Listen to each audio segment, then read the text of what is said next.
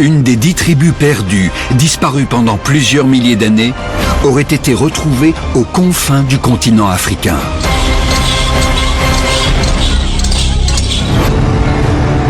L'homme qui l'aurait découverte s'appelle Tudor Parfitt.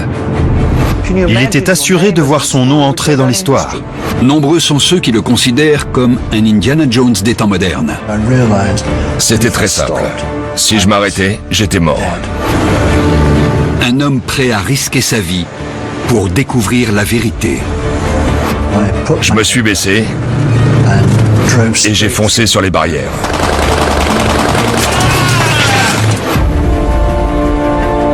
Mais il y a plus. L'aventurier aurait également retrouvé la trace d'un des plus grands trésors décrits par la Bible, l'Arche d'Alliance. Je suis convaincu qu'il s'agit de l'Arche d'Alliance d'Elemba. Voici l'histoire de Tudor Parfitt et de la plus incroyable découverte historique de tous les temps.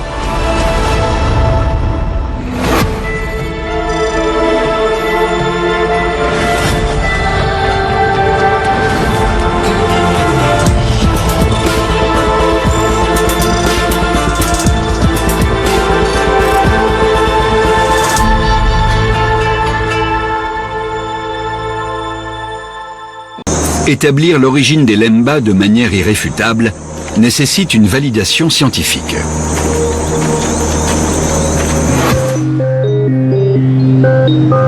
Nous sommes en l'an 2000. 15 ans après les débuts de son enquête sur les origines juives de la tribu des Lemba au Zimbabwe, Tudor Parfitt est à Haïfa, dans le nord de l'État d'Israël. Ici se trouve un centre de recherche génétique à la pointe de la technologie. Les travaux en génétique viennent d'établir qu'il est possible de retracer l'ascendance d'un groupe d'êtres humains grâce au chromosome masculin Y. C'était passionnant. Plusieurs personnes se sont rendues compte au même moment, à la fin des années 1990, qu'un homme hérite du chromosome Y intact de son père et que lui-même le tient de son père et ainsi de suite au cours de l'histoire. C'est la première preuve concrète que les Lemba sont originaires du Moyen-Orient. Mais le Moyen-Orient abrite de nombreuses populations de langue sémitique et nombre d'entre elles ne sont pas juives. Je savais désormais qu'il venait bien du Moyen-Orient, mais pas de quelle partie. Celui des Juifs appelés Cohen. En effet, tous les Cohen descendent d'Aaron, le frère de Moïse, et tous les prêtres juifs sont issus de sa lignée. Ainsi, si les ancêtres des Lemba sont bien les descendants de prêtres, alors ils doivent partager une partie de leur ADN avec les porteurs du gène haplotype modal Cohen. Un homme ne peut devenir prêtre que si son père lui transmet le statut. Et son père le tient lui aussi de son père. Donc, tous ces hommes appelés Cohen doivent, selon la tradition, avoir des ancêtres qui étaient prêtres au sein du temple de Jérusalem il y a 2000 ans. C'est bientôt l'heure de vérité pour l'historien britannique. Il va enfin découvrir si les Lemba sont juifs. Les résultats sont à la hauteur de ses attentes. Plus de la moitié des hommes de la tribu des Lemba possèdent les mêmes marqueurs génétiques que les Cohen. Les doutes de Parfitt sont balayés. Cette preuve génétique indique que les origines juives des Lemba sont anciennes. Non seulement cette tribu d'Afrique australe est issue d'une tribu perdue de prêtres juifs, mais ses ancêtres vivaient à l'époque de Moïse lui-même. Tout a changé après l'analyse et la comparaison des données génétiques. Parce que nous avons découvert que le clan de prêtres Lemba possédait un patrimoine génétique identique à celui des prêtres juifs. L'ADN apporte la preuve irréfutable que l'histoire de la tribu des Lemba, telle qu'ils la racontent eux-mêmes, est authentique. Leurs ancêtres ont bel et bien fui Jérusalem. Ils ont traversé le Yémen et se sont établis dans le sud du continent africain. Le récit de Poppy est véridique jusque dans ses moindres détails. La probabilité que tout ceci ne soit qu'une coïncidence était quasiment inexistante. Il y avait une chance sur des millions ou des milliards. Pour moi, il s'agissait d'une preuve absolue. Nous avions établi un lien irréfutable entre les Lemba et les populations israélites de l'Antiquité. Pour les Lemba, ces révélations authentifient enfin les récits transmis de génération en génération et que chacun tenait pour acquis. C'était un moment important pour la tribu. Mais comme je l'ai déjà dit, ils n'avaient pas besoin que quelqu'un vienne leur dire qu'ils étaient bien juifs, puisque eux-mêmes se disaient juifs. Je connais ta tribulation et ta pauvreté, bien que tu sois riche, et les calomnies de la part de ceux qui se disent juifs et ne le sont pas, mais qui sont une synagogue de Satan. Is the origin of Yiddish language. Now, Yiddish is a language that consists of German, Hebrew, and Slavic elements, written with Aramaic letter, and it has been spoken since the 9th century. The prevailing view is that Yiddish is an old German dialect, where the alternative view is that Yiddish is a Slavic language that used to have Slavic words and grammar, but over time it shaped its Slavic lexicon and adopted German words, while retaining the Slavic grammar. In a sense, it consists of 251 words for just buy and sell, suggesting it was invented by traders. Language, geography, and genetics are all connected. So if we have a tool that converts genetics into geography or languages, we can find our answer. Fortunately, in 2014, we published the Geographic Population Structure, or GPS tool, that does exactly that. GPS converts DNA information into geography. So to answer the hypothesis of where Yiddish speakers came from, we applied GPS to the genome of Yiddish speakers to find where their DNA is from. Surprisingly, GPS took us to northeastern Turkey. At first we did not understand the result, but when we looked at some old books, we found 4 ancient villages named Ishkenaz, Eskenaz, Ashenaz, and Ashkuz, names that may be derived from the word Ashkenaz. This place resides on a hub of trade networks. This is where Silk Roads and other trade routes converge. Shortly after they invented the language, they relocated. The young Ashkenazic Judaism was relocated to Khazaria, and some 500 years later, when Khazaria was destroyed, they moved to Eastern Europe. At that time, the network collapsed and Ashkenazic Jews separated from their brethren of the Iranian Jews, and the two populations went their separate ways. Yiddish was stopped being used as a trade language and was now start accumulating words in German while retaining the Slavic grammar. Our results are consistent with the Slavic hypothesis, suggesting that Yiddish has a Slavic origin and that it has originated in ancient Ashkenaz that is located in northeastern Turkey. By applying GPS to the genome of Yiddish speakers, we were able to find ancient Ashkenaz and villages where the DNA of Yiddish speakers has originated probably over 1500, 2000 years ago.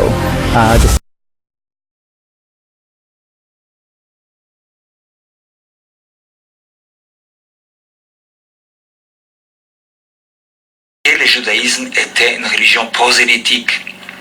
Et à l'époque des Maccabéens, le prosélytisme était fait par la force. C'est-à-dire cet royaume qui a eu l'épée a converti par force tous les voisins.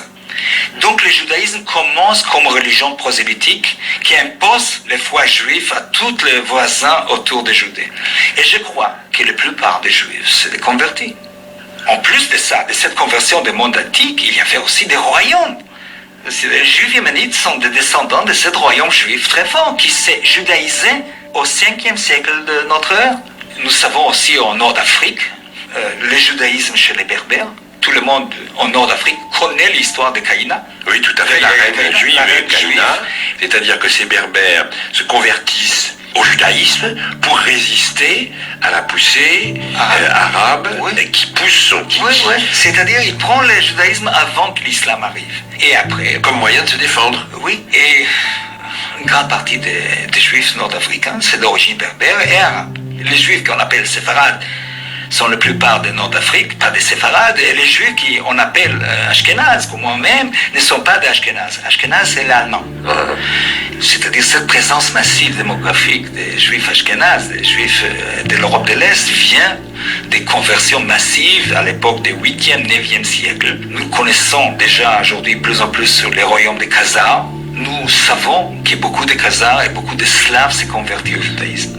C'est-à-dire qu'il y avait un royaume au 9e siècle, juif, entre les mers Caspiennes et les mers Rouges, qui se judaïsaient au 9e siècle et qui ont résisté au moins 200 ans. Et cet événement peut expliquer pourquoi, au début du XXe siècle, il y avait tellement de millions de juifs en Europe de l'Est. De où ils sont venus? Ce n'est pas possible qu'ils sont venus d'Allemagne. Contrairement à toutes les imaginaires que nous avons comme peuple race qui a erré pendant 2 millions. Et malheureusement, il y a encore des juifs en Israël et en France et ailleurs qui pensent toujours que les juifs c'est une race, une peuple race, avec une origine. Et vous savez, malheureusement, il y a beaucoup de chercheurs qui cherchent aujourd'hui pas des sangs juifs, parce que c'est idiot, mais des gènes juifs. ADN, oui, il y a des laboratoires qui cherchent les gènes juifs. Et ça, c'est à mon avis très triste pour prouver une identité commune.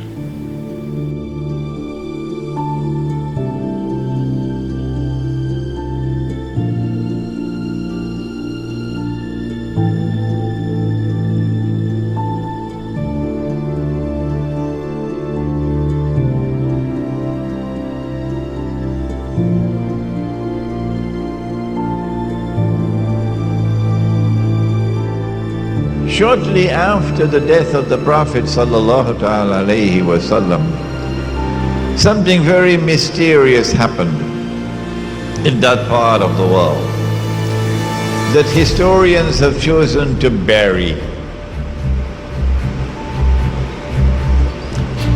A tribe called the Khaza chose to embrace Judaism. And so the world witnessed for the first time the very strange phenomenon of a non-Semitic people becoming Jews. Non-Semitic becoming Jews. The genetic research is available on the internet. Anyone can study it. You had conferences, medical conferences, which were organized to study these people, their genetic composition. They had a genetic composition which was unique in all of mankind. No people in the world were like them. This is scientific research. And these people, the Khaza, chose to convert to Judaism, but they did so not for any religious reasons. They were not so much interested in the Kitab and to follow the law. They embraced Judaism for purposes of political expediency. They were sandwiched between Islam and Christianity, Byzantine Christianity, and they chose Judaism. These European Jews who have no racial, biological connection with the Banu Israel multiplied. وهم من كل حدب ينسلون. Nasl, they multiplied and breeded to such an extent that today 9 in every 10 Jews in the world, 90% or more, are European Jews. They outnumber the Semitic Jews by 9 to 1 or 10 to 1. These European Jews, if you look at the list of names of Nobel Prizes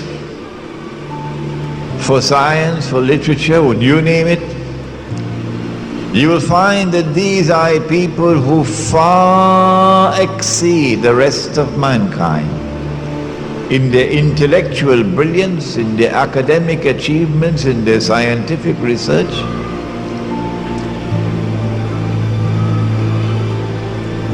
They are a people different from the rest of mankind. And then you find that these Khazar who became Jews also chose to become Christians.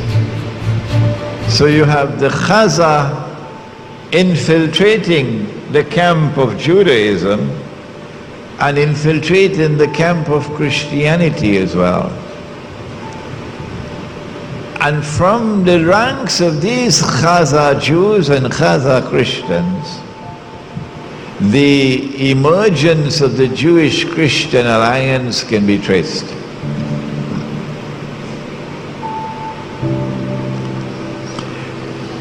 It is this Jewish-Christian alliance, Khazar, which eventually gives birth to the Zionist movement. The Zionist movement has absolutely nothing to do with Banu Israel. It is an essentially and an exclusively European achievement.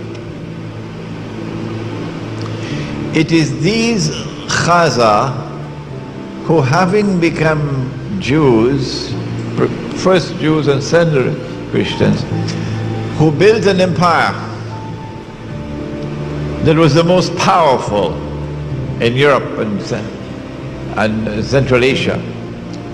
And when the armies of Islam had simultaneously defeated the two superpowers in the world, the Persian Empire and Byzantium, and had emerged as the most powerful military force in the world, Khazar blocked our way. We could not defeat them.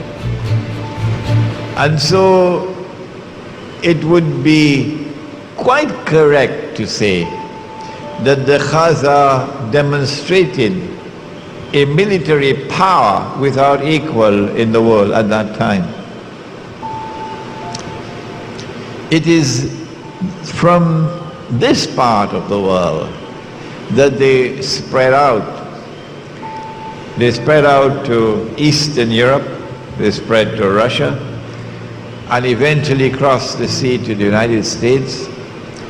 And they are at the heart of the revolutions which transformed Europe from Christendom into modern Western civilization. They are at the heart of the Bolshevik Revolution in Russia, which overturned Christianity in Russia. They are at the heart of the French Revolution, in consequence of which the back of the Christian church is broken. The prohibition of riba is now consigned to the garbage bin. And they are at the heart of the creation of the Zionist movement. It is these Khazar, Jewish and Christian, who now move to the Holy Land, assisted by a strange and mysterious Jewish Holocaust. And the history of that will one day be revealed on Judgment Day. How much was their input into the Holocaust? So that you have an exodus now of these European Jews to the Holy Land. When the state of Israel comes into being, who it is who controls power in Israel not the Oriental Jews, the darker-skinned Jews. No, they are second-class citizens. The ones who control power in Israel are the European Jews.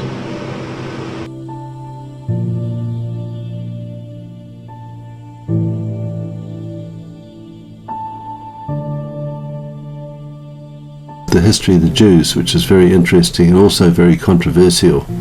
And I thought I'd go and have a look at Jewish literature to see what they say about their origins. And here we see 3 quotes.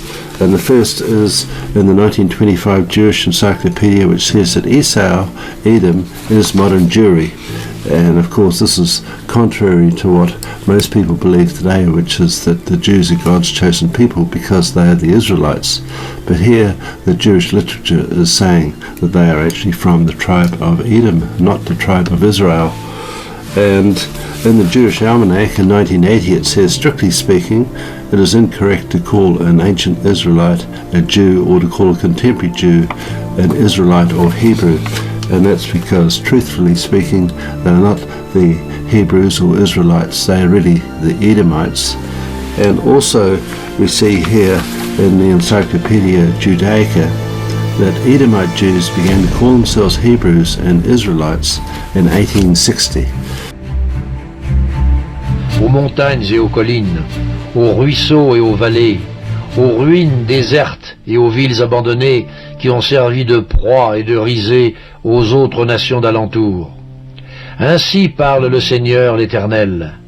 Oui, dans le feu de ma jalousie, je parle contre les autres nations et contre Édom tout entier, qui se sont donné mon pays en propriété, avec toute la joie de leur cœur et le mépris de leur âme, afin d'en piller les produits.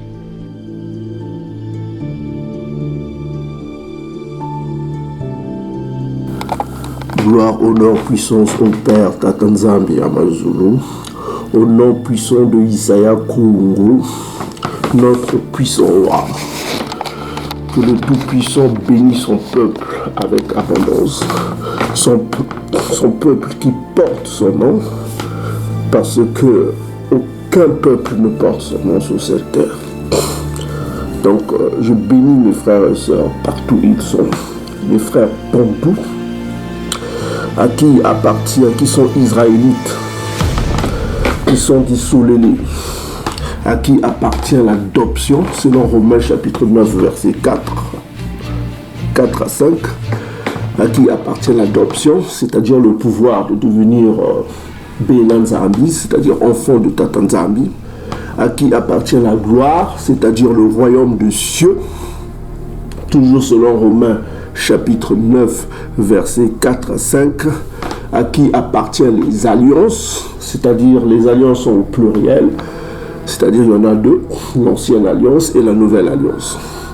Donc, et à qui appartient la loi, c'est-à-dire la loi n'a été donnée qu'au Bantou.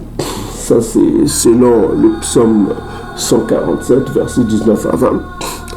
À qui appartient le culte, c'est-à-dire le service, si vous voulez. À qui appartient le service. Parce que selon Sophonie chapitre 3, versets 8 à 20, on dit mes dispersés, mes adorateurs, c'est-à-dire mes serviteurs. Donc, à qui appartient le culte, à qui appartiennent les promesses. Les promesses sont plurielles. Donc, toutes les promesses de la Bible appartiennent au peuple bantou, le peuple élu. Voilà. À qui appartiennent les patriarches. Les patriarches, vous avez Abana, c'est-à-dire le père des enfants d'Ibana. Et de qui est issu selon la chair. Écoutez bien, selon la chair, Isaiah Kungu. Donc Isaiah Kungu est issu selon la chair. Il est venu selon la chair de Pontou. Parce que souvenez-vous, dans le livre des Hébreux, de Mbeli, on dit bien que Isaiah est issu de la tribu de Yakuba. Donc voilà, c'est ça. Que Tatanzambi bénit éternellement Matondo. Donc je voudrais que le Tout-Puissant bénisse son peuple partout où ils sont, ceux qui sont au-delà du fleuve de Couche selon la prophétie. Et captifs qui sont dispersés dans les 4 coins de la terre, nos frères dispersés qui sont en captivité, parce que il faut toujours se souvenir que les Bantous ont des captifs.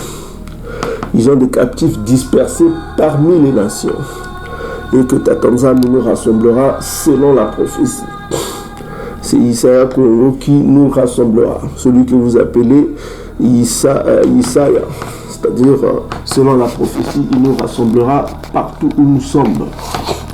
Et il rassemblera même ceux de la diaspora qui sont allés, qui ont quitté au-delà du fleuve de Couche pour chercher de quoi subvenir aux besoins de leur famille, rester dans la pauvreté au-delà du fleuve de Couche. Donc que le Tout-Puissant bénisse son peuple partout ils sont. Vous êtes le peuple du Dieu vivant. Toutes nos vidéos l'ont prouvé, et cette vidéo, vous venez de voir vous-même que vous êtes de la famille de Yacouba selon la prophétie et selon l'ADN. Donc ne vous effrayez pas pour tout ce qu'on dit. Et puis de surcroît, vous êtes des sémites.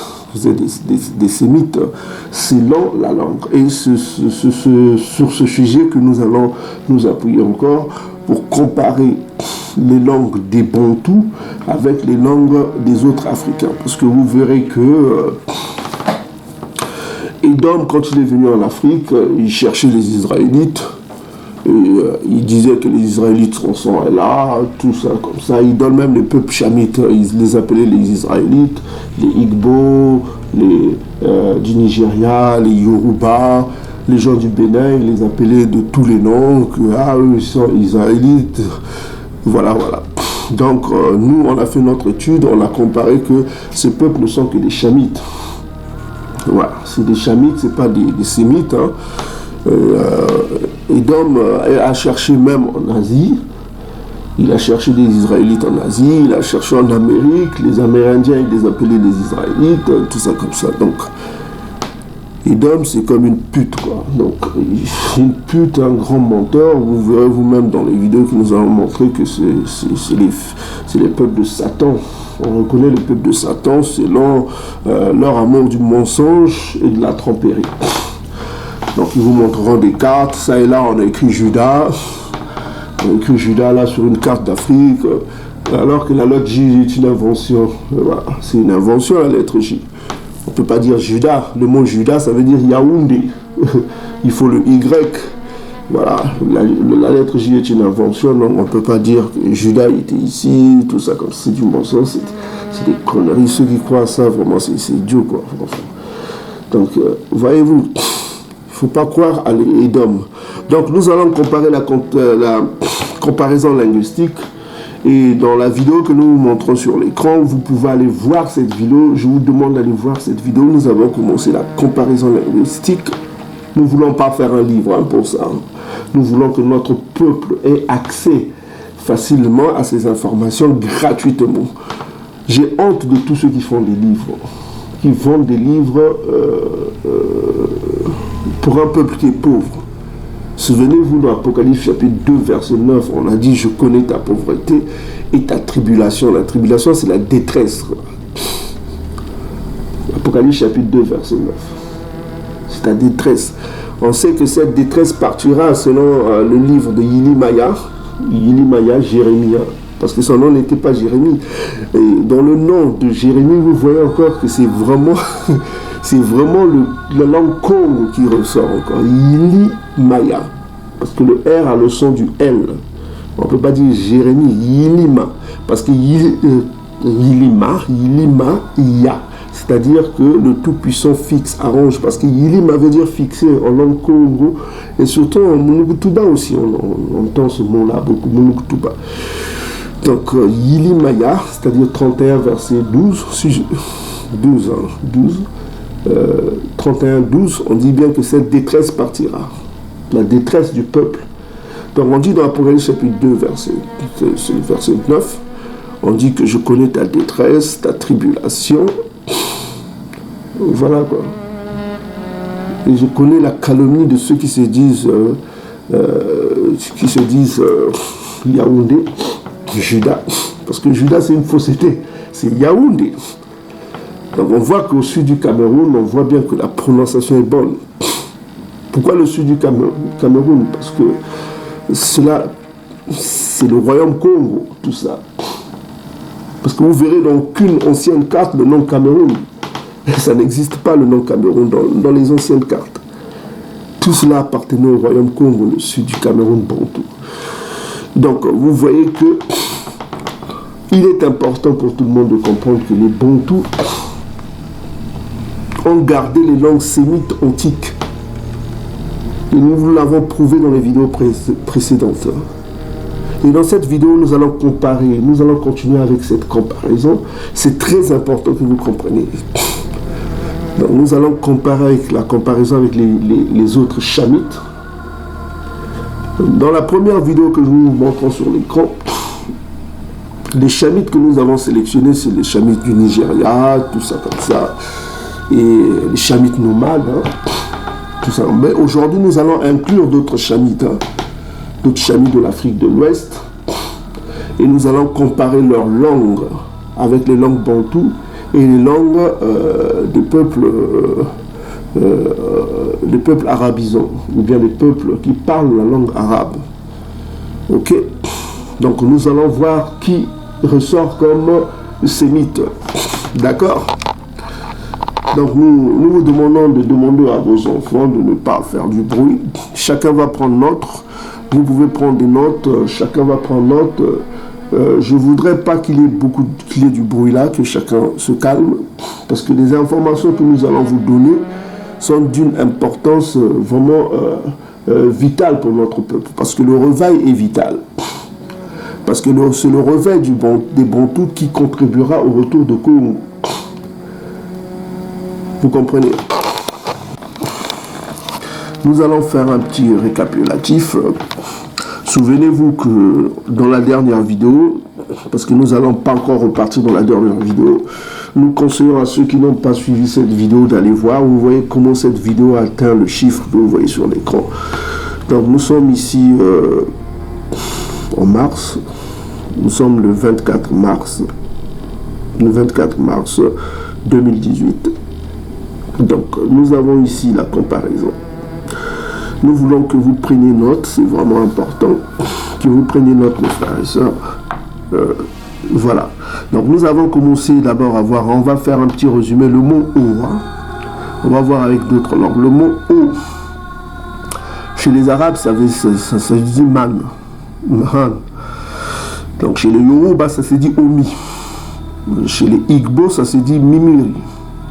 Chez les Haoussa, ça se dit Roua. Chez les Bantous, notamment les lingalophones, en lingala, ça se dit Maï.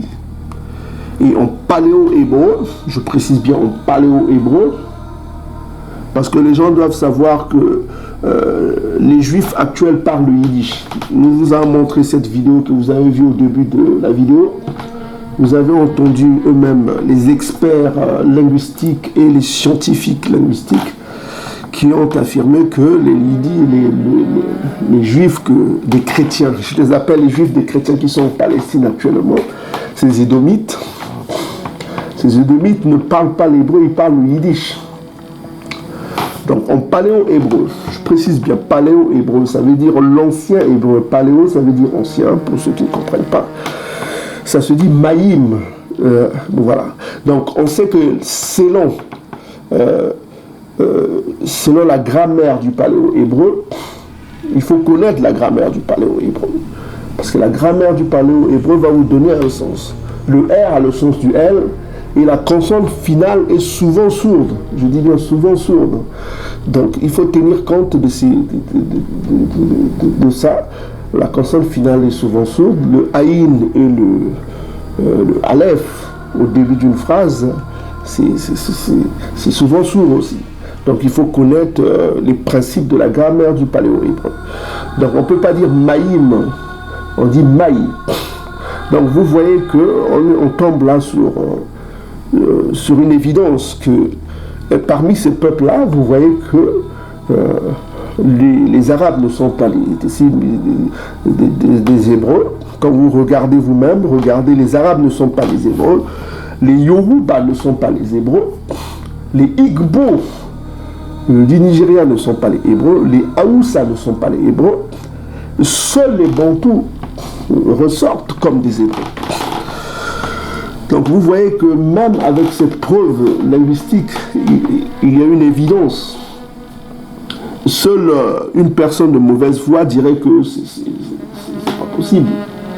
Donc vous voyez que dans cet exemple-là, parce que dans le mot maï, vous avez le mot maï qu'on appelle samaïm. Samaïm, ça veut dire le ciel. Et quand vous voyez ce mot maï, excusez-moi, le mot maï est important. Pourquoi je commence avec ce mot? Parce que ce mot est important. Parce que vous voyez le scribe, celui qui a écrit la Genèse, souvent selon la tradition on dit que la Genèse a été écrite par Massa, celui que vous appelez Moïse, qui en yiddish on appelle Moshe. On ne sait pas d'où vient ce nom-là. Donc vous voyez, quand vous voyez les langues arabes, vous voyez c'est plus sémitique que même le yiddish.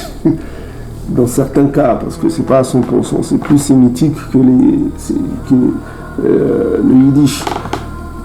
Parce que Massa, chez les Arabes, ça se dit Moussa. Vous voyez, c'est plus proche même du mot, un autre mot qu'on utilise en hébreu pour dire l'eau. Parce que le mot Massa, ce n'était pas, c'est un mot égyptien.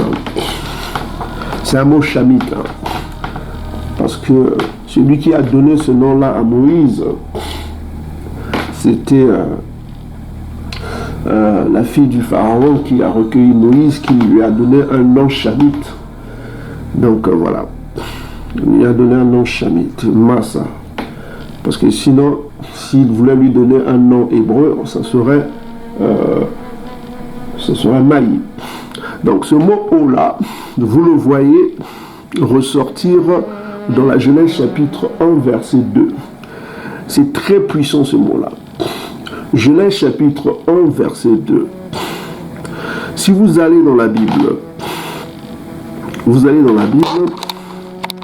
donc je mets une vidéo ici pour tous ceux qui peuvent voir, le tableau est là.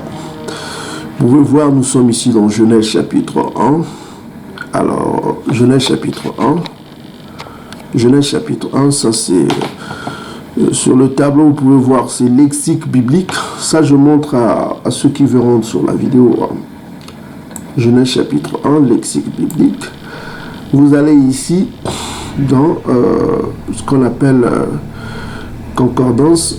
Quand vous allez ici, vous allez dans ce coin-là, vous avez Louis Séguin Strong, c'est-à-dire Strong Concordance. Et nous allons dans Genèse chapitre 1, verset 2. Donc on dit ici, je veux lire avec vous pour que vous-même vous voyez la preuve. Donc on dit que la terre était informe, c'est-à-dire la terre était informe, n'avait pas de forme et vide. Il y avait des ténèbres à la surface de l'abîme et l'esprit de Tatanzambi se mouvait au-dessus de quoi? Des eaux, des eaux. Maintenant on va voir le mot eau là, je vais cliquer ici, le mot eau, en hébreu ce que ça veut dire, en paléo-hébreu. On va voir en paléo-hébreu quel mot ils utilisent. Regardez vous-même le mot qu'ils utilisent, regardez. Alors le mot c'est maïm. Maï. Vous voyez vous-même. Regardez le mot qu'ils utilisent, c'est maï. On traduit bien définition eau, urine, danger, violence, chose, transitoire. Vous avez toutes les définitions ici. C'est de l'eau. L'eau, ça veut dire maï. Donc souvenez-vous, je vous ai dit que la consonne finale est sourde. Donc ça se prononce maï. Et vous pouvez interroger aucun peuple, je répète, aucun peuple en Afrique du Nord, de l'Ouest, qui utilise ce nom-là, excepté ceux dont, c'est-à-dire le peuple prophétique, c'est-à-dire le peuple dont la prophétie part au-delà du fleuve de Couche. C'est là où vous trouverez ce mot. Dès que vous rentrez au-delà du fleuve de Couche, comme la prophétie de Sophonie l'indique, vous trouverez des peuples qui utilisent ce mot-là, maï. pourquoi ce mot c'est un vieux mot. C'est très intéressant. Mes frères et sœurs, prenez un peu de recul. Ça c'est un mot très ancien, utilisé par un scribe sémite, hébreu, comme vous appelez, parce que nous le mot hébreu on ne connaît pas, c'est Meï. Donc le mot hébreu utilisé ici, Maï, c'est un vieux mot hébreu. C'est un vieux mot hébreu et on le retrouve, c'est un seul peuple. Vous chercherez partout dans le monde, aucun peuple. Je mets au défi quiconque qui vienne dans les commentaires et qui me prouve le contraire. Aucun peuple au monde n'utilise ce mot-là, excepté ceux qui sont au-delà du fleuve de couche. Je sais que le Khazar utilise cela, parce que pourquoi les Khazars? Parce qu'ils parlent une langue mélangée entre l'hébreu et les langues germanophones, les germano-slaves. Ok? Donc on voit qu'aucun peuple au monde n'utilise parfaitement ce mot avec la grammaire paléo-hébreu que les Bantous. Que les Bantous. Je vous mets au défi. Mais réveillez-vous un peu. Réveillez-vous un peu. Soit vous êtes aveugle, soit vous êtes de mauvaise foi, soit vous êtes qu'un idiot. Qu'un idiot. La prophétie vous dit, au-delà du fleuve de l'Éthiopie, mes adorateurs, mes dispersés m'apporteront des offrandes. En ce temps-là, tu n'auras plus à avoir honte de toutes les actions par lesquelles tu as péché contre moi. Donc on accuse ce peuple d'avoir péché contre le Tout-Puissant. Et on promet un rendez-vous à ce peuple dans la montagne sainte du Tout-Puissant. On répertorie, parce que les gens, vous allez sur Internet, on cherche les tribus perdues, on cherche par ça, on cherche ça et là, tout ça comme ça. Mais réfléchissez un peu. Soit vous êtes de mauvaise foi, soit vous êtes qu'un débile, un idiot. Réfléchissez un peu. Les paroles bibliques sont véritables, sont vraies. Comment pouvait un scribe écrire? Réfléchissez un peu. Ce livre a été écrit des siècles et des siècles.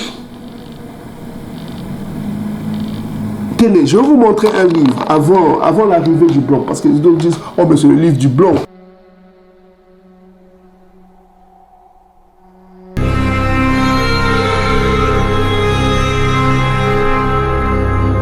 L'histoire du rouleau de cuivre commence par une découverte fortuite sur les rivages de la mer Morte. En 1947, ce territoire appartient à la Jordanie. Un jeune berger bédouin découvre une grotte dans la roche, alors qu'il cherche une chèvre égarée.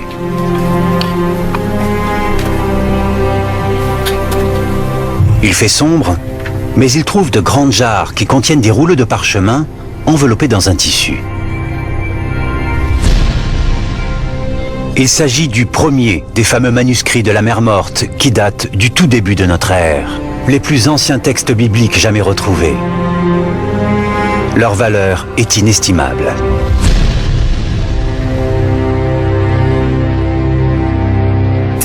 Les manuscrits de la mer Morte sont des textes écrits en hébreu, en araméen et aussi en grec, datant de l'époque de Jésus.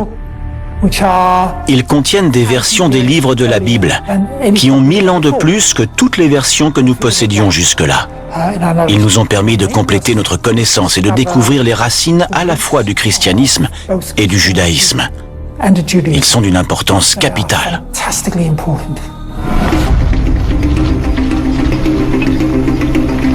Les Bédouins comprennent rapidement la valeur de leur découverte. Et c'est le début d'une véritable chasse pour retrouver d'autres rouleaux. La quantité de manuscrits qui a été trouvée dans ces grottes était énorme. Il y avait environ 87 000 fragments qui constituaient 940 rouleaux différents. À Jérusalem, des experts craignant que les rouleaux ne soient détruits se précipitent pour les acheter. Les Bédouins saisissent cette opportunité et revendent leurs précieux parchemins à des prix exorbitants. Grâce aux manuscrits de la mer Morte, nous avons eu accès à de très nombreux écrits en hébreu et en araméen datant de la période de Jésus.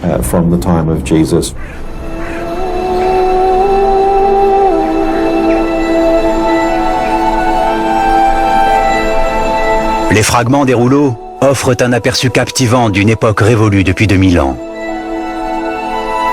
Mais il faut tout d'abord les traduire. Et de nombreux experts sont sollicités. D'après les archéologues, des centaines d'autres rouleaux devaient être disséminés à travers le pays.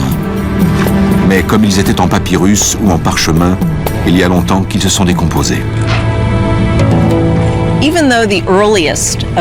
Les rouleaux de la mer Morte les plus anciens datent du 3e et du 2e siècle avant Jésus-Christ. Mais ça ne signifie pas que ce sont les premiers exemplaires de cette œuvre.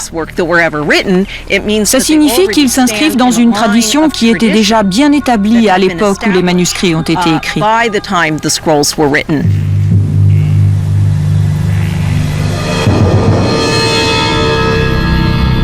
Le premier manuscrit de la mer Morte date quand même d'au moins 3 siècles après l'exil babylonien. Par le Vatican. Donc il fallait passer par le Vatican qui gardait les archives pour avoir cette traduction. Parce que les grands secrets sont au Vatican, les livres anciens des codes sont au Vatican. On vous a montré que le Vatican cache des archives secrets. Ils ont des livres secrets dans leur bibliothèque qu'ils ne veulent pas publier, dont même les historiens n'ont pas accès. Pourquoi ils gardent? Pourquoi ils ne veulent pas que les historiens aient accès à ces livres? Posez-vous la question.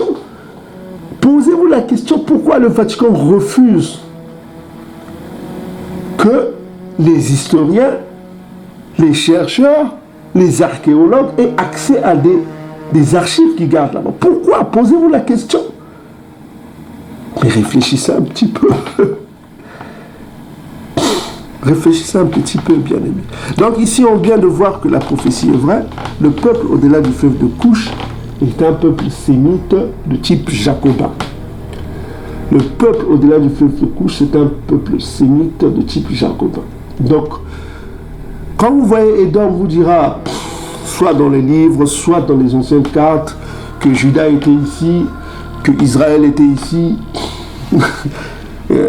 On trouve même Israël en Amérique latine, on dit en Amérique du Nord même, les Indiens étaient des Israélites. On trouve des Israélites. Accueillons la tribu perdue d'Israël.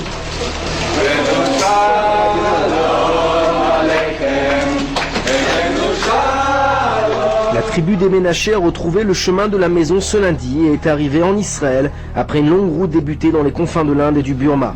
Après des années de conflits, le grand rabbinat d'Israël les a reconnus comme membres de la communauté d'Israël afin de leur permettre d'immigrer et de rentrer à la maison. Leur premier pas relève de l'administratif, a débuté par l'obtention de facto de la citoyenneté israélienne ainsi qu'une bourse financière leur permettant d'assurer leurs premières dépenses. Or, pour certains, l'émotion est trop forte et trop difficile à cacher.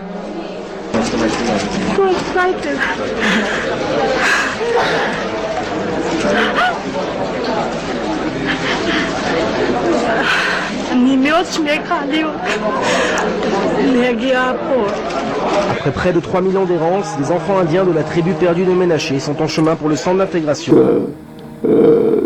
Khazars, les Khazars étaient israélites. On trouve en Asie, c'était les Israélites. Ne vous fiez pas à ça. Ne vous trompez pas sur ça. Ces gens-là n'ont rien. La prophétie ne les suit même pas. Point barre. La prophétie ne les suit pas. La prophétie ne les connaît pas. La prophétie ne parle pas d'eux. Ok? La prophétie ne parle pas d'eux. Et quand on étudie leur langue, ils n'ont même pas l'hébreu. Voilà. Ils n'ont même pas l'hébreu. Et génétiquement, ils ne sont même pas hébreux. Ils n'ont même pas l'ADN des peuples qu'on a trouvés en Palestine là-bas. Parce qu'on a comparé les ADN des cadavres qu'on a trouvés là-bas. Et l'ADN qui ressort, c'est l'ADN des Bantous qu'on retrouve. Et c'est les Bantous qui sont affirmés comme les anciens Israélites. Ça, au moins, ils ont eu l'honnêteté de le dire. Et ce peuple-là que vous appelez les Bantous, la prophétie les suit. Partout où ils vont, les prophéties les suivent. C'est comme le livre de Jonas. Partout où il allait, la voix de Tatanzam le suivait, lui rappelait toujours à son exigence. Donc on revient encore dans la comparaison, mes bien-aimés. La comparaison. Donc on a vu que maintenant on va voir d'autres peuples africains. Je voudrais rappeler à tout le monde, tous ceux qui connaissent un peu la géographie africaine, les Akans sont un peuple qu'on trouve en Côte d'Ivoire. Hein. On les trouve aussi au Ghana, des Akans. Il y a une partie qu'on appelle les Ashanti. Hein. On vous a prouvé que les Akans sont des peuples orients. Vous pouvez voir nos vidéos précédentes, c'est des peuples orients. C'est-à-dire, c'est eux qui habitaient dans Mount Seir avant que Édom prenne possession de Mount Seir. Donc, c'est des peuples qui ont... c'est des peuples très anciens. Ils n'ont rien à voir avec les Sémites jacobins. Donc, vous diront qu'on les trouve là-bas. Maintenant, vous avez les Mandika. Les Mandika, les peuples Akans et les Mandika, ils ont connu aussi l'esclavage. Le mot ma, chez les anciens Égyptiens que les Bantous ont emprunté parce que vous ne pouvez pas vivre en Égypte sans connaître la langue des Égyptiens. La Bible dit que les Bantous ont subi, ils ont vécu en Égypte. Ils ont vécu la captivité égyptienne. Et dans les vidéos précédentes, on vous a montré sur les murs de l'Égypte antique l'évidence de cette captivité. Donc, quand on dira il n'y avait pas de captivité en Égypte, on vous a prouvé que les murs de l'Égypte... Progressivement, le Sahara perdit ses pluies, sa vie animale et pour finir, son peuple.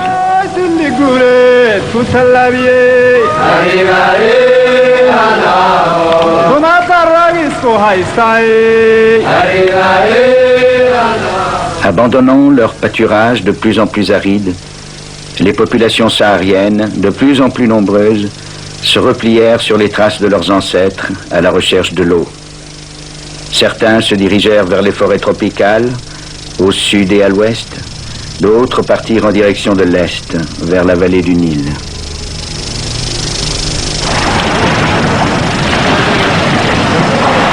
Alimenté par le plus grand lac africain, sur plus de 6000 km, le Grand Nil coule vers le nord en direction de la Méditerranée. C'est le plus long fleuve du monde. Aucun autre fleuve sur cette terre ne coule sans répit à travers des milliers de kilomètres de désert, avec le Nil bleu, son affluent, venu des hauts plateaux éthiopiens.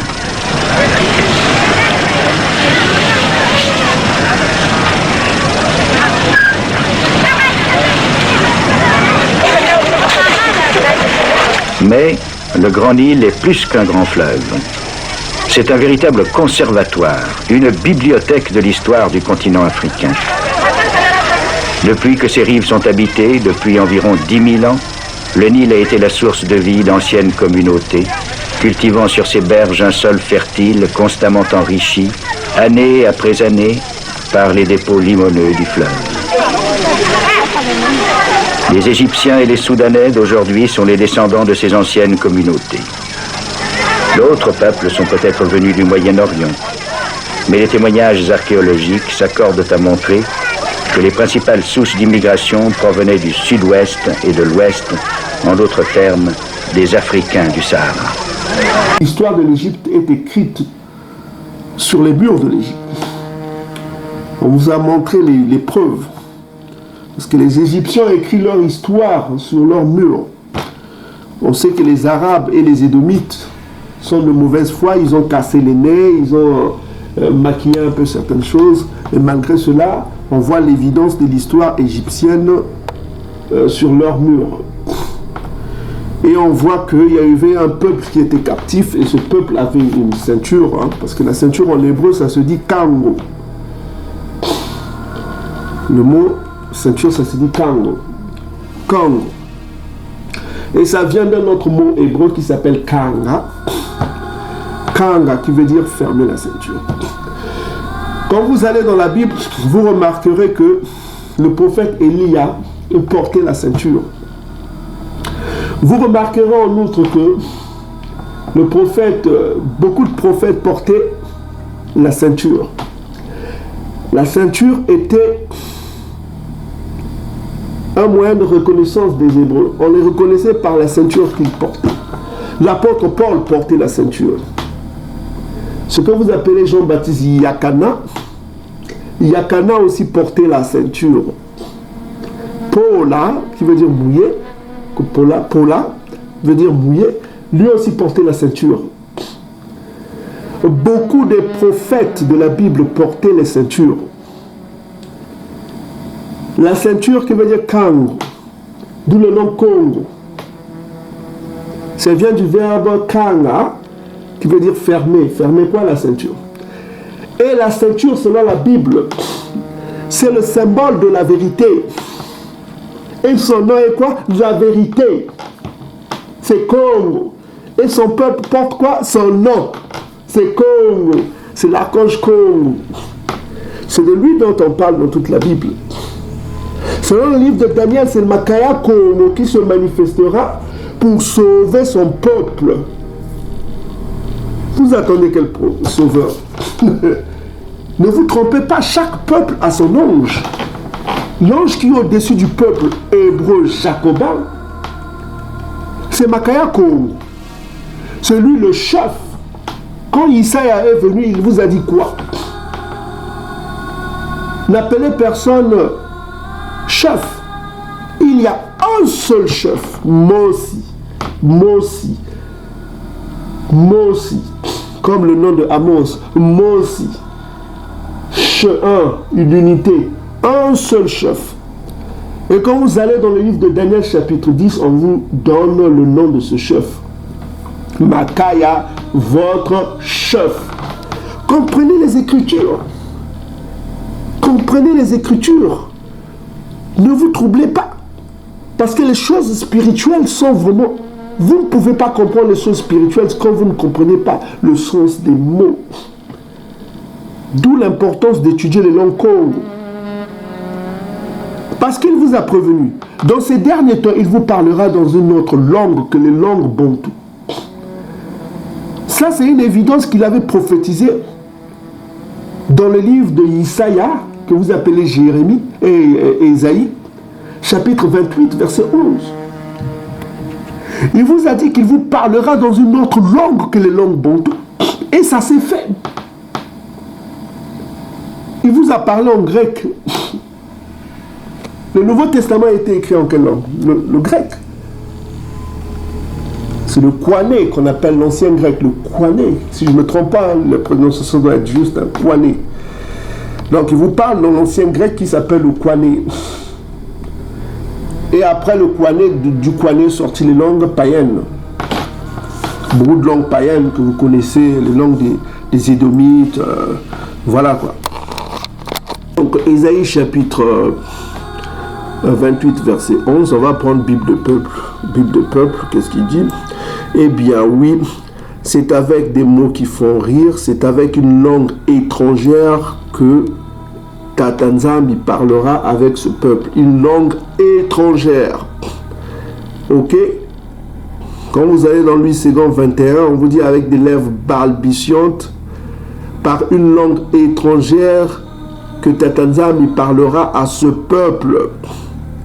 Donc, il nous parlera avec une langue étrangère, une langue qui n'est pas les langues de son peuple.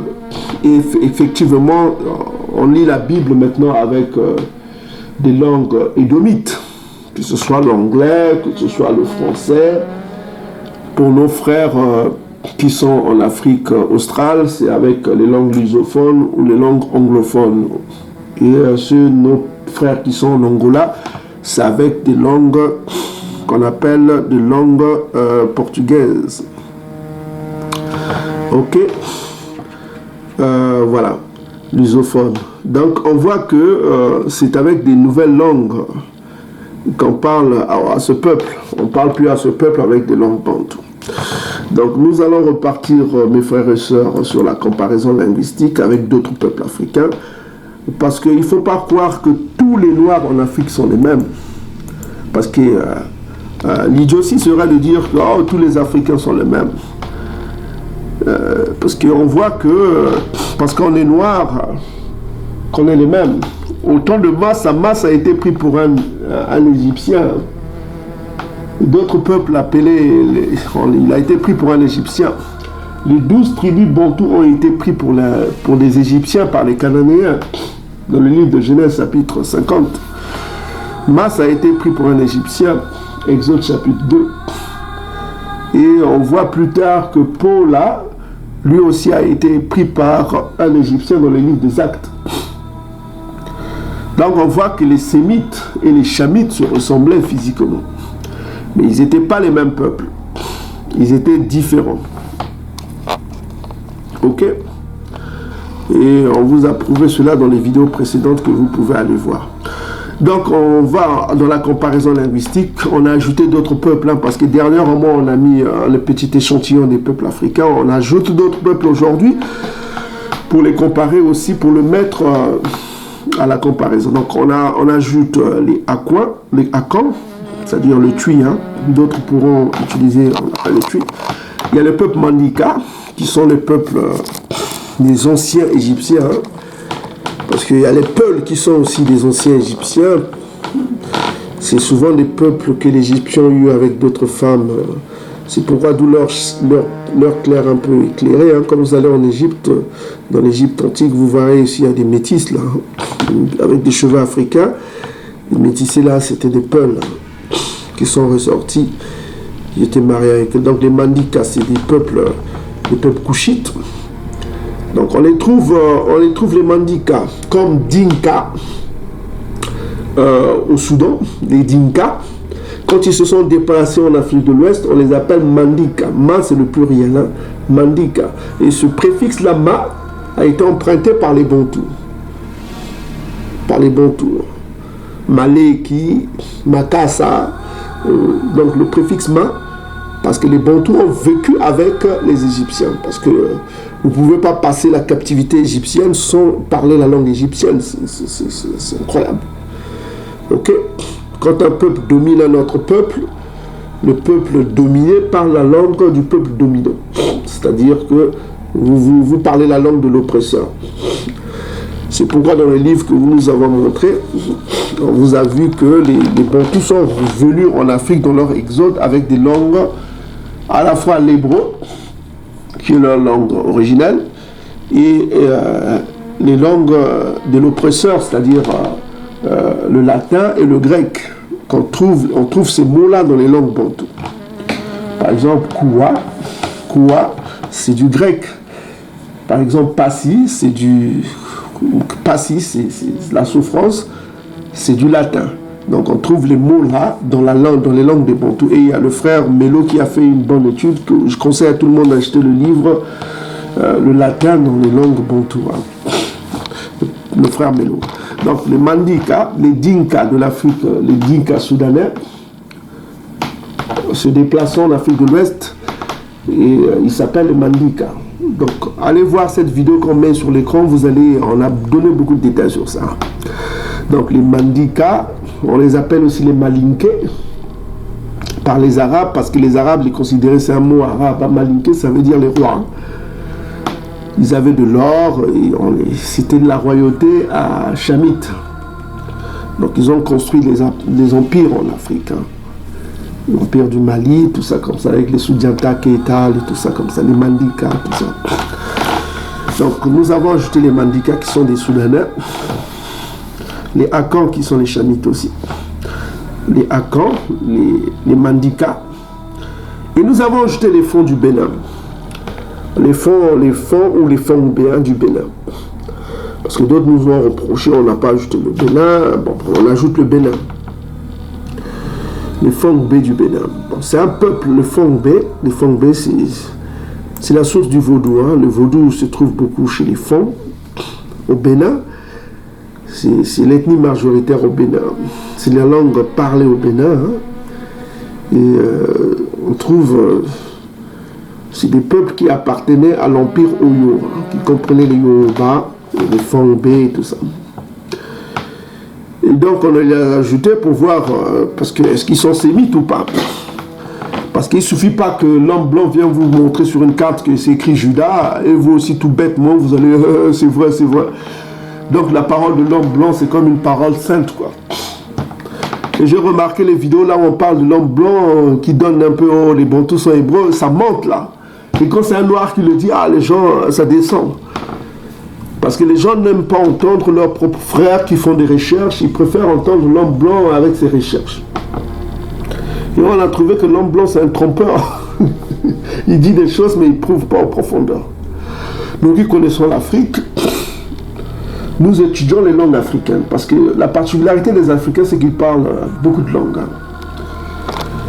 Nous qui connaissons l'Afrique, il est facile pour moi de reconnaître un Bantou en route. Hein.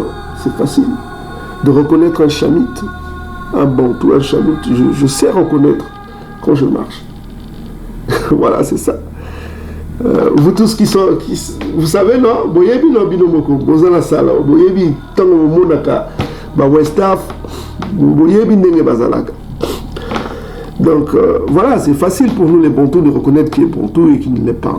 Juste en voir, on voit le visage, quoi. Donc voilà. Donc on peut aussi se tromper parce que l'apparence, c'est pas... on peut aussi se tromper. C'est possible, ok? On n'est pas parfait. Donc les Fongbe du Bénin, on les a mis aussi. Donc on va comparer qu'est-ce qu'ils disent, hein, les Chamites et les Hébreux. On a déjà vu l'eau, hein, sur d'autres peuples, les Yoruba et tout ça. Maintenant on va voir avec les Chamites, d'autres Chamites. Les Akans de la Côte d'Ivoire, on les trouve en Côte d'Ivoire, au Ghana. On va voir les Ashanti, hein, tout cela font partie des Akans. L'eau, chez eux, ça se dit Assou. Ça se dit Assentou. Ça se dit Mbrekese. Ça se dit Mbassou. Donc on voit que ça n'a rien à voir avec les sémites jacobins. Rien à voir avec les hébreux antiques. C'est du 100% Cham. C'est des fils de Cham. C'est pas des hébreux. On va voir les Mandinka. Comment ils disent l'eau. Parce que souvenez-vous, l'eau c'est un mot très ancien utilisé par Massa. Massa, c'est de l'ancien hébreu pur. C'est très jacobin, c'est très ancien et très important. Qu'est-ce qu'ils disent pour l'eau, les Mandinka? Ils disent di et ils disent dio. Ok? Dio. Donc on voit que le di là, la lettre J, on sait que c'est une invention édomite. Ça doit être le di, ça se prononce le di, ça doit être le di, ça se prononce di, dio, ok, c'est comme le d, dio, di, ok. Donc ceux qui sont mandingues, ok, ne dénigrez pas votre peuple, parce que Tatanzam a promis un petit royaume pour les Chamites. Quand vous allez dans le livre d'Ézéchiel, chapitre 29, verset 12, il ramènera les captifs de Cham. C'est vrai qu'il réduira leur nombre et il leur donnera un petit royaume. Ok? Les Chamites ont été bénis. Donc n'ayez pas honte d'être Chamite. Ce n'est pas une insulte d'être Chamite. Ok? Donc ne dites pas que parce que on est en train de prouver que seuls les Bantous sont sémites jacobins, que nous sommes en train de vous insulter. Non, on ne vous insulte pas. Chaque peuple doit reconnaître son origine. C'est une fierté d'être de son peuple. C'est une fierté de respecter ses parents, ses grands-parents. Ce n'est pas une honte d'être chamite. Je vous le dis sincèrement. Hein, parce que d'autres diront que nous sommes en train de discriminer tout ça. Non, non, non, non. Nous, ce que nous sommes en train de faire, c'est de prouver qui sont les chamites, qui sont les sémites en Afrique centrale. Je répète encore, Tatanzam a béni les chamites et il les a promis un petit royaume. Quand vous allez dans le livre de Ézéchiel chapitre 29, Un petit royaume est promis aux Chamites. Ok? Et ils parleront les Hébreux selon Ésaïe chapitre 19. Ils parleront la langue Congo. Donc, n'ayez pas honte d'être Chamite. N'ayez pas honte de dire que ce n'est pas une insulte qu'on est en train de faire ici. Nous sommes en train de faire une comparaison. Chaque peuple doit rester à sa place. C'est ce qui se passera quand Congo reviendra. C'est tout ce qu'on veut. Voilà, un Chamite doit se marier avec son peuple. Un Mandika doit se marier avec un Mandika. Un Akan doit se marier avec un Akan. C'est comme ça que Tata Nzambi veut que chaque peuple a sa place. On ne veut pas qu'on voit maintenant les gens, oh, ce n'est pas seulement les Bantous qui sont hébreux, ce n'est pas seulement les Bantous qui sont jacobins, nous aussi, nous aussi. Quand vous commencez à voler, quand vous commencez à prendre ce qui appartient aux autres, c'est du vol. Et le Tout-Puissant n'aime pas cela. Vous serez frappé par le jugement. Ok? Chaque peuple doit rester à son place. Ce n'est pas une insulte de dire que vous êtes chamite. Être chamite, tu dois rester à ta place, c'est tout. Chaque peuple a sa place. Ok? Donc on dit que maintenant chez les Fongbe, l'eau se dit Sinunu. Ça se dit Sununu, ça se dit aussi Gun, ça se dit Sin, ça se dit Sun. Ok? Donc vous voyez même le GB qu'on vous disait dernièrement, le GB est caractéristique des Soudanais antiques. Le GB, vous voyez le GB Fongbe. Le GB, la Fongbe. Donc le GB est caractéristique des anciens Soudanais. Quand vous allez Drogba, Bagbo. Donc vous trouverez ces mêmes peuples-là en Afrique centrale qui utilisent, en Afrique de l'Ouest, excusez-moi, qui utilisent le GB là dans leur nom, dans leur